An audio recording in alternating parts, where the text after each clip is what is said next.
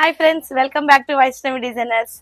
ఇవాళ యూట్యూబ్ లో మనం పట్టు వీడియో రిలీజ్ చేసాం కదా ఫ్రెండ్స్, అది గ్రాండ్ సక్సెస్ అయింది. అండ్ మార్నింగ్ నుంచి కూడా రీల్స్ పెడదామంటే అస్సలు ఖాళీ లేదు.